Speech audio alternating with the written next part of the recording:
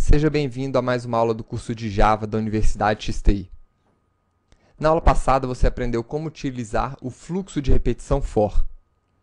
Esse fluxo é muitas vezes utilizado para percorrer elementos dentro de um array ou dentro de um array list. Para esse tipo de operação específica foi desenvolvido um for aprimorado, também conhecido como for each. Imagine a seguinte situação. Você tem um array de números pares que você deseja apresentar cada um desses números pares na tela do sistema. Então, você cria a sua estrutura de repetição para percorrer todos os elementos desse array. Então, inicializa a variável, verifica se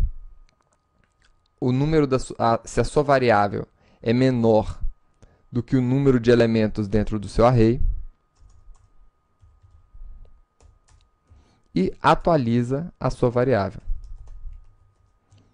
Dentro desse seu código, você recupera o número par de cada uma daquelas posições.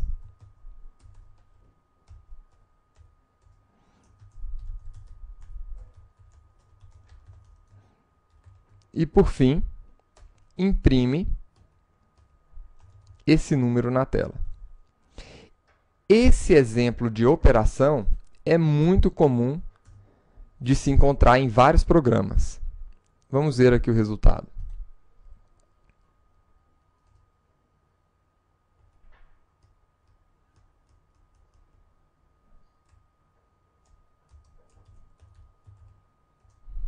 Tá aí.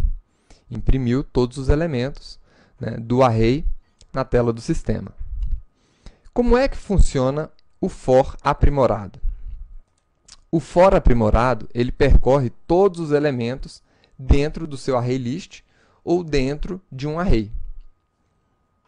E a estrutura dele é muito simples. Ele também começa com o nome for. E aqui você declara o tipo de elemento que você tem dentro ou do array ou do array list. Fornece um nome para essa variável e, seguido do sinal de 2 pontos, você retorna o elemento que ele deve percorrer. Ou seja, nós podemos ler isso da seguinte maneira.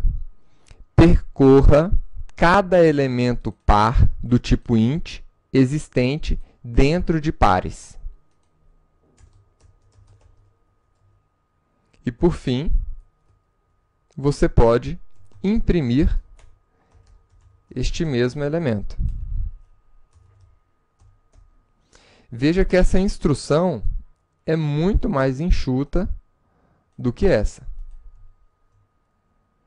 Agora, nós temos algumas limitações com relação a esse for aprimorado.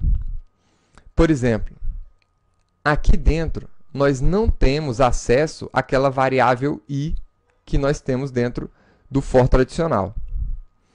E uma outra peculiaridade, esse for aprimorado, ele só percorre os elementos para frente. Então, com o for tradicional, você consegue se mover dentro desses elementos para frente e para trás. Você tem controle total sobre o fluxo de execução do seu for. Tá? Aqui não. Então, aqui você não tem acesso ao i e não tem como voltar na sua execução. Você só vai para frente. Vamos ver aqui um outro exemplo de utilização dos dois for.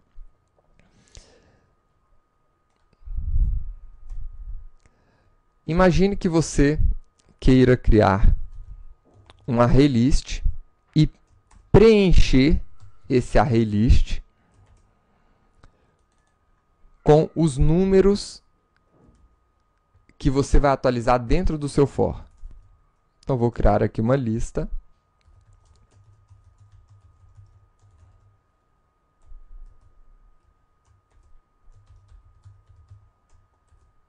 Lembrando que a classe ArrayList não faz parte do pacote JavaLang. Isso significa que nós temos que importar ela aqui em cima.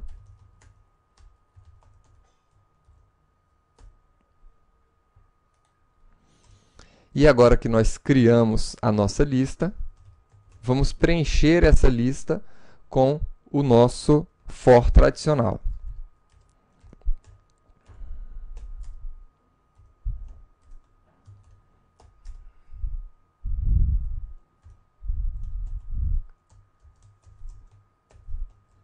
Aqui eu quero adicionar 10 números dentro da nossa lista.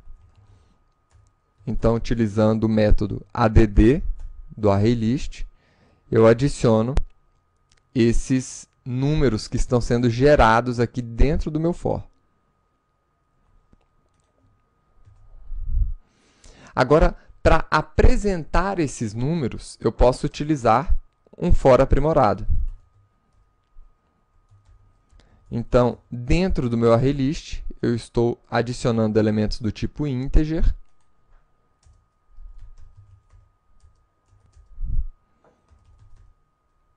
E cada um desses elementos eu vou chamar de número.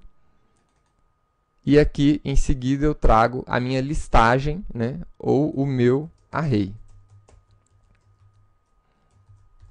E, por fim, você pode imprimir esse elemento. Então, está aqui.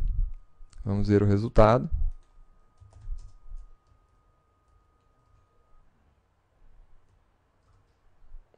Está aí, os números de 0 a 9.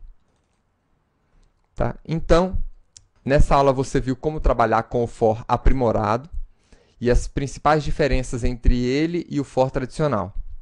E vimos também aqui alguns exemplos de como preencher um ArrayList e de como apresentar as informações, sejam elas dentro de um ArrayList ou dentro de um array tradicional. Vejo você na próxima aula. Até lá!